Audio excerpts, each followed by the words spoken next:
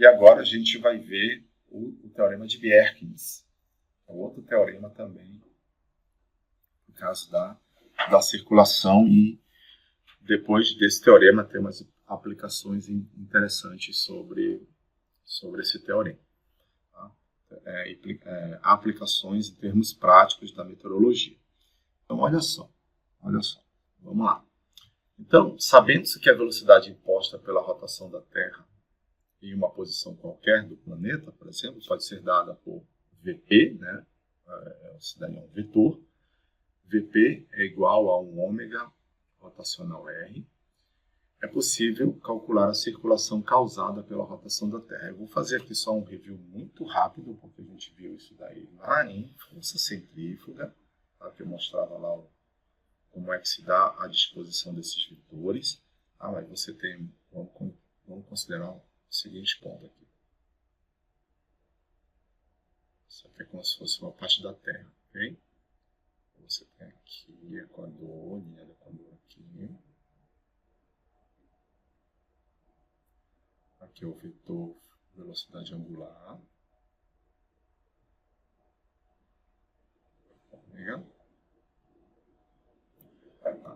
E aí a gente sabe que a Terra está girando nesse sentido aqui. Né? A Terra gira no sentido de oeste para leste.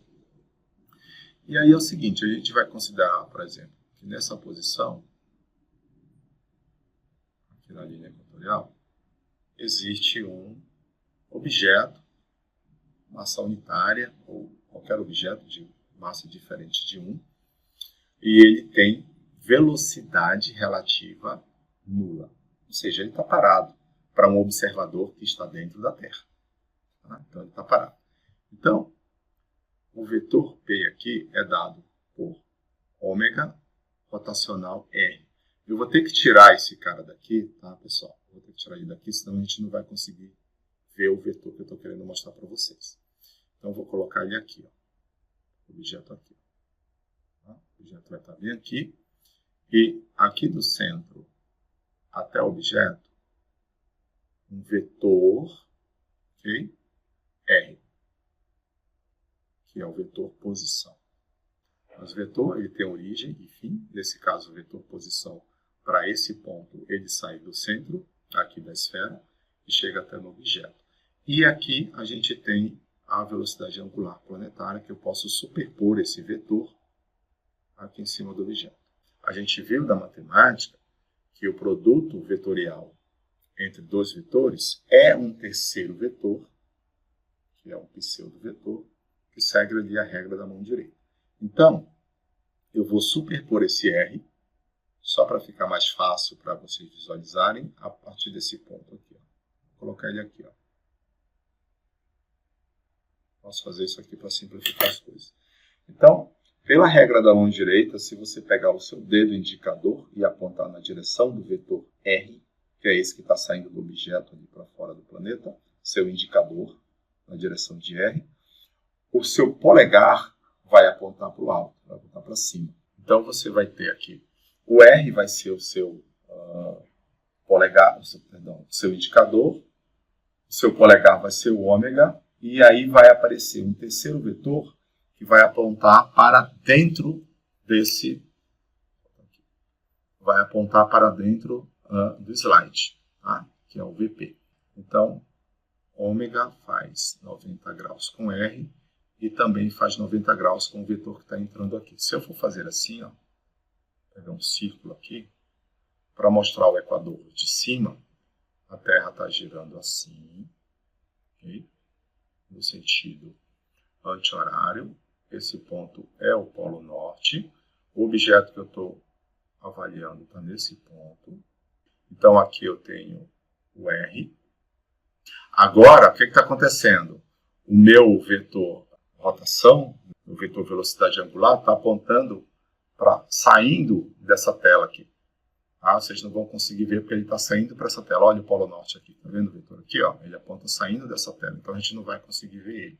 Mas a resultante entre ele agora é o polegar. Ele é o polegar, o R, o vetor R é o indicador, aí vai aparecer um terceiro vetor aqui pela regra da mão direita que vai apontar nessa direção.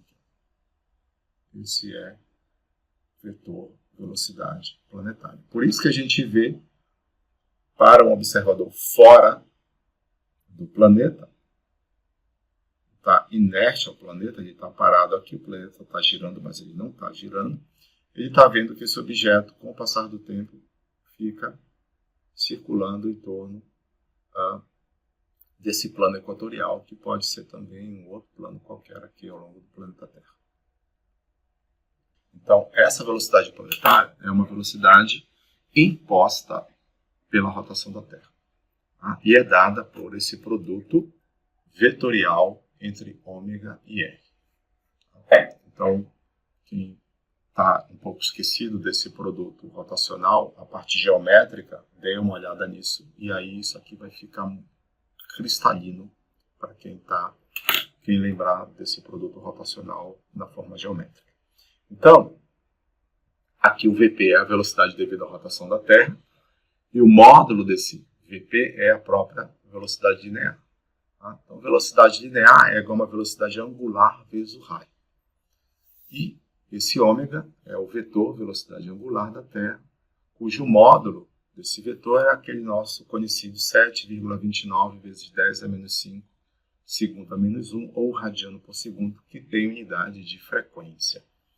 E R é o vetor posição, cujo módulo é igual ao próprio R. Então, quando eu mostrei aqui, né, para vocês, que o vetor posição ele sai aqui do centro da esfera, nesse caso aqui, vai até o objeto, esse é o vetor todo, com origem no centro e destino no objeto. Se você calcular o módulo dele, vai te dar o próprio raio. Né? O módulo desse vetor posição é o próprio raio no Equador. Seguinte, tem uma coisa bem interessante também que a gente vê lá em cálculo e não precisa, por exemplo, se vocês forem fazer uma revisão do Teorema de Stokes, resolver problemas associados ao Teorema de Stokes. Não, mas a parte conceitual é importante sim de se entender. Então, quem tiver interesse pode falar comigo, que eu tenho um vídeo de um professor de matemática da USP muito legal, ele falando sobre o Teorema de Stokes. Então, a parte conceitual é bem legal. Então, no Teorema de Stokes, o que você pode fazer? Você pode calcular uma integral de linha por meio de uma integral de superfície. No meio da integral da superfície, fica mais fácil, para alguns casos, calcular uma integral de área, ao invés de se calcular uma integral de linha. Então, na integral de linha, você tem, aqui eu estou utilizando a segunda expressão para o cálculo da circulação. Nesse caso aqui, a circulação planetária, então eu esqueci de colocar um VP aqui. Ó. Então, circulação planetária igual a uma integral de linha, ao longo de uma linha de contorno fechado, do produto interno entre o vetor velocidade e o vetor unitário tangente à curva, vezes o dm. Isso aqui é igual a uma integral de área, okay, do rotacional da velocidade planetária escalar um vetor normal vezes aquela área dA que você está interessado. Então, lembrando que essa linha de contorno fechado determina uma área. Então, a gente já consegue perceber que existe uma relação entre circulação e área, que a gente vai ver futuramente. E aqui, a gente tem o seguinte, que o rotacional de VP escalar N, ó, veja aqui, o rotacional de um vetor é um outro vetor, que é perpendicular tanto ao primeiro vetor quanto ao segundo, e escalar um vetor unitário N, que é um vetor normal, aquela superfície que você está considerando. Então, um vetor escalar um outro vetor também é um escalar. Então, ou você determinando a sua circulação por essa primeira equação ou pela segunda equação, a gente sempre vai ter a circulação como uma quantidade escalar. Então, essa área que eu estava falando aqui, o N, eu vou mostrar aqui para vocês depois o N direitinho, vocês vão entender como é que é a orientação desse N. Esse N é um vetor normal, tá? Um vetor normal unitário. E, dependendo de onde você esteja ali no planeta, ele vai estar ligado à componente vertical, ali, local. Então, A é uma área de contorno fechado, tá? Fechado aqui pelo meu circuito L. Tá? E N é um vetor unitário normal à superfície considerada. Então, vamos lá. Então, está aqui. Ó. Isso aqui é um exemplo de uma projeção de área A. Então, vamos por partes aqui. Vamos imaginar que você tem uma área A delimitada por uma linha L. Okay? Só que essa região circular ela pode ser um centro de alta pressão, pode ser um centro de baixa pressão. Okay? A gente não está interessado ainda no sentido da circulação, no sentido que o ar está girando em torno dessa alta, dessa baixa pressão. Vocês têm que saber aqui que a gente tem uma área A, determinado aqui, mostrado por aqui, e um vetor N, tá? Unitário, que está associado aqui ó, à componente vertical local. Então, passando aqui no centro dessa superfície de área A, você tem um vetor N. Esse N vai apontar para diferentes posições, dependendo de onde você esteja. Né? Onde essa área A esteja, o N vai apontar para diferentes posições. Por isso que se utiliza o teorema de Stokes, que trabalha com integrais de superfície, tá certo? Não planas. A gente está vendo num plano aqui, mas ela é aplicável para superfícies consideradas, pode ser plana, mas aí é o teorema de Green. O teorema de Green é essa integral de superfície para condições planas. Só que aqui você pode ter uma área, né, deformada. E aí, nessa deformação da área, esse N pode apontar para diferentes posições. Deixa eu ver se eu consigo colocar uma coisa aqui para vocês. Por exemplo, aqui, ó, uma área assim, ó.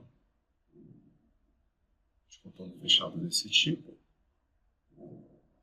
X, Z, por exemplo, Y. Ok? Então, você tem essa área aqui, ó. Delimitada por esse contorno fechado. Se você considerar essa posição, o teu N pode apontar para cá. Se você considerar essa posição, o teu N pode apontar para cá. Essa posição, o teu N aponta para cá. Tá? Então, o teu vetor unitário N, ele pode apontar em diferentes posições ao longo de uma superfície dessa forma aqui. Tá? Então, por isso que eu falo, se esse circuito estiver em outra posição, o N vai apontar em outra direção. E ele vai estar ligado aqui ao vetor.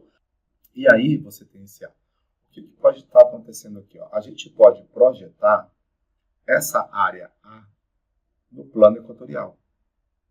E aí, na hora que você projeta essa área A no plano equatorial, e essa área A está numa posição de latitude φ qualquer, você tem uma coisa que nós chamamos de área efetiva. Essa área efetiva, ela varia.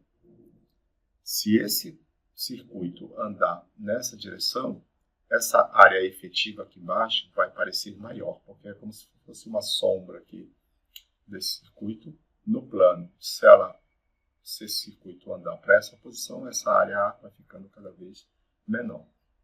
De forma que quando essa área A está no polo, a área efetiva é igual à área A. E aí tem uma relação aí que vocês vão ver entre A e AI. O que acontece no hemisfério sul? Aqui o movimento, aqui o vetor, velocidade vertical, tem esse giro nesse sentido aqui. E agora a gente tem o seguinte, aqui tem uma área A, só que a normal local está apontando para cá. E aí você tem também que a área efetiva é uma área, é uma projeção de A, independente se você esteja no hemisfério sul ou no hemisfério norte, essa área pode ser projetada no plano equatorial e vale aí. E aí, a gente também, como a gente vai ver lá na frente que existe uma relação entre circulação e área, na verdade, circulação é dada por uma integral superfície da área, e a gente viu que circulação tem sinal, área também tem. Bom, a gente, dependendo de onde essa área esteja sendo avaliada, a área, por exemplo, do centro de baixa ou do centro de alta, ela vai ter um sinal. E o AE também. Tá? E isso vai nos dar uma informação muito importante para o cálculo da vorticidade, que a gente ainda vai ver o que é. Por exemplo, quando a gente aplica o rotacional no campo de velocidade, a gente tem um cara que se chama vorticidade. nesse caso a vorticidade seria uma vorticidade planetária, que eu não comentei com vocês ainda, mas ainda vou comentar. Então, mas nesse caso eu não posso falar muito, porque senão vocês vão confundir as bolas aí. Então, o que a gente tem é o seguinte, com relação a essa primeira nota. No hemisfério norte, o A ele é positivo, pois N faz um ângulo agudo com o vetor velocidade angular. E o A ele é negativo no hemisfério sul, porque esse ângulo, a diferença, né, o ângulo entre o N e o ômega, ele é um ângulo obtuso. Então, se você fosse considerar aqui, por exemplo, ó, o que eu estou falando? Putz, o que o professor está falando? Então, vamos lá. Então, a gente está associando o sinal de A ao ângulo entre N e ômega. Se eu for superpor o ômega aqui, ó, com origem aqui, o N tem origem aqui. Então, o ômega, posso colocar o ômega com origem aqui também. Então, aqui é o meu vetor ômega.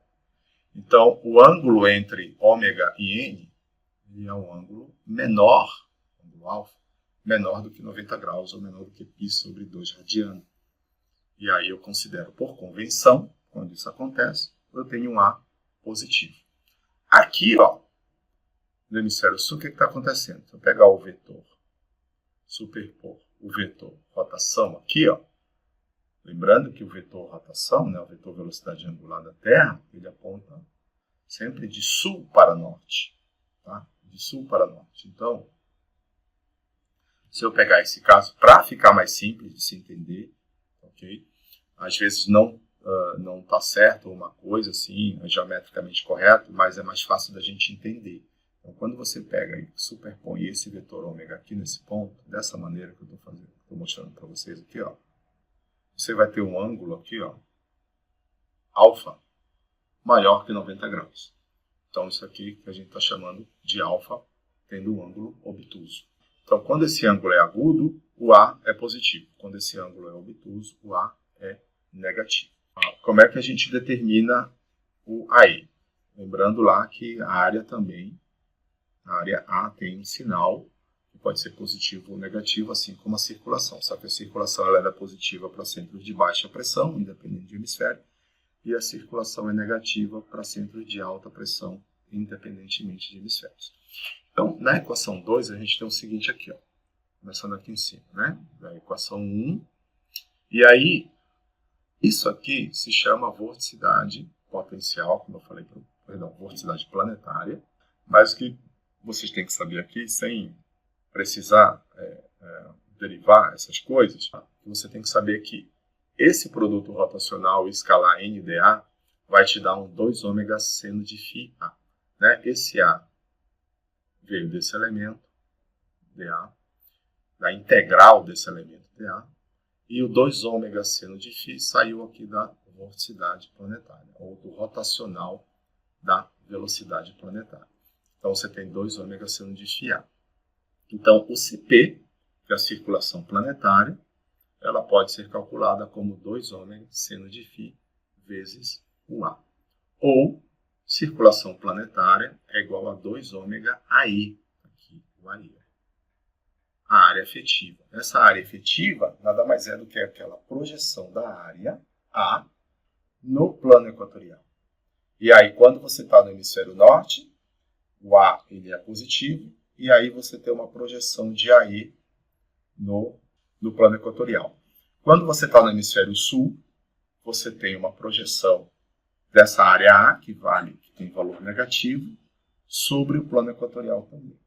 Então, a área efetiva é dada por seno de φ vezes A. Então, se você colocar aqui, ó, área efetiva igual a, por exemplo, A seno de φ, olha, o tamanho dessa área efetiva é função do seno da latitude.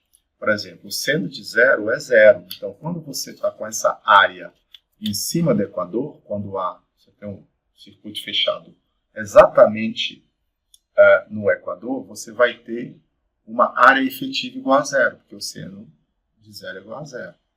Agora, quando essa área A estiver, por exemplo, no polo norte, está lá em 90 graus, o seno de 90 é 1.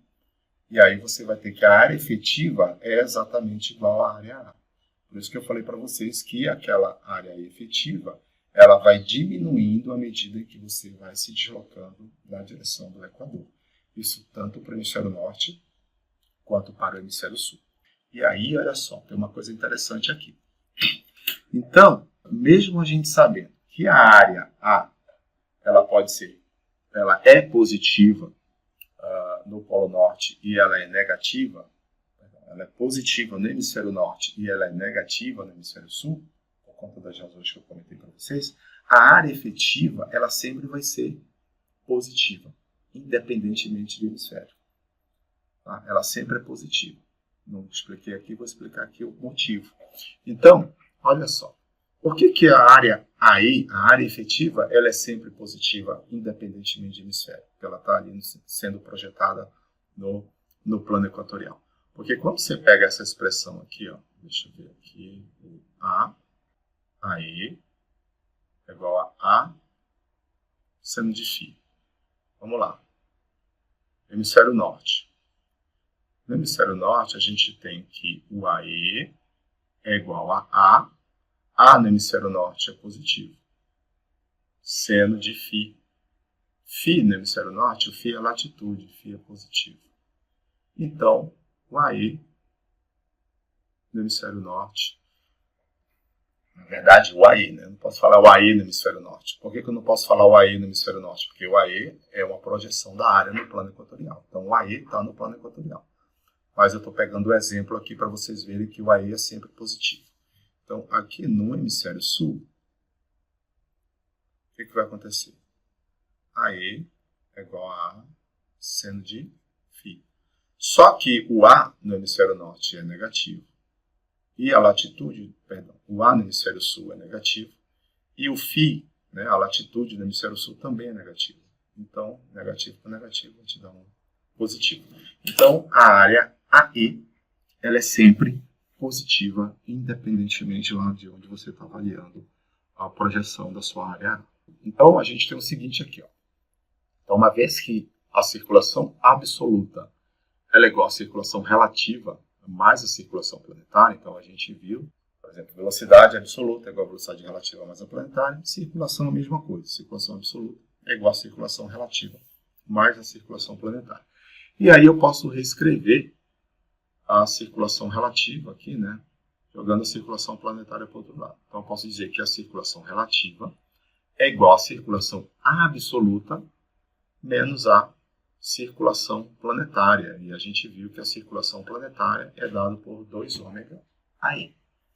E aí, ó, eu posso diferenciar essa circulação relativa em relação ao tempo.